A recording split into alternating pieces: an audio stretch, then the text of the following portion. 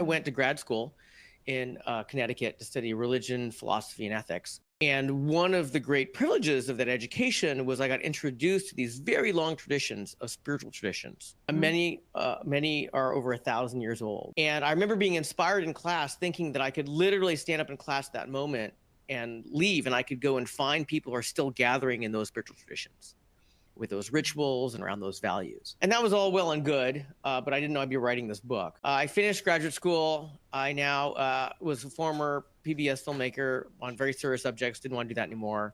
I now had a degree in religion, and I didn't know how to contribute to the world with all of my skills and education. And I was having lunch with a guy named Kevin in California, and Kevin had recently started a company called Twitch. And for those who don't know, Twitch is a very large online platform for people gathering around video and video games. And it was the early days of Twitch, so it wasn't nearly as big as it is now. And Kevin said he knew that the platform would grow, but what he really wanted to get good at was connecting the people who were showing up on the platform. And neither he nor anybody in his team knew how to do that, but what they knew how to do was build a big platform.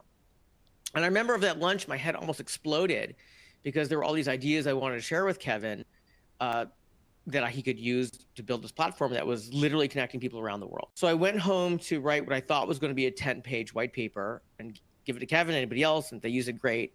And it turns out I had a lot more to say. And it turned out it was book length. And it turned out the first publisher that saw it wanted to publish it. And I learned there was a lot of hunger on this. So I came to about this in this long journey. And what I want you to understand is that I like to think that everything I'm sharing is not a new idea, that I'm simply restating and distilling ideas that people have been using for many, many generations that unfortunately we seem to have forgotten, and we get to reintroduce them back into our culture to connect us in what you know, Jessica, is a really lonely time. Yeah, and I love that the content, the underpinnings of your book are time tested, right? You don't need to go run a research trial on it. These are things that have worked to bring people together for ages. Your 2016 book introduces 7 principles for belonging. And since that book was introduced, you've worked with a lot of organizations, not just Twitch, but Google, LinkedIn, Amazon, the US Army, to incorporate these principles. Even though we know from data that loneliness and isolation are at high points, including in the workplace, why do you feel belonging is important for business success? What's the elevator pitch you make to these organizations about why this matters? Yeah, well, there are people who with fancier titles than me in business schools have done the research that have shown that relationships at work, if there is a silver bullet for many challenges businesses face, engagement, absenteeism, turnover, and accidents, for example, as the beginning, we know that connections at work, they call it friendships at work, seems to be the silver bullet if there is one. But putting that aside, because that is well trodden, if you will, for anybody who wants to look it up, I've noticed the organizations that reach out to me are connecting highly skilled people who are working on very high stakes challenges. And that's code for people die when they get it wrong.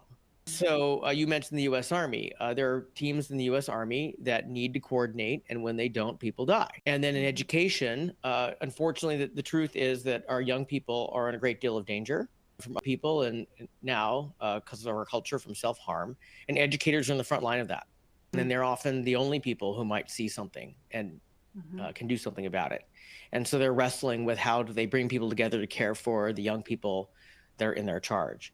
And then, of course, I've also worked with people in medicine, and that's a fantastic example how if someone needs high performers come together, they need to invest in that. So it's important if you want the people working on things that are important to you to understand each other, trust each other, know each other's weaknesses and strengths to perform in ways that matter.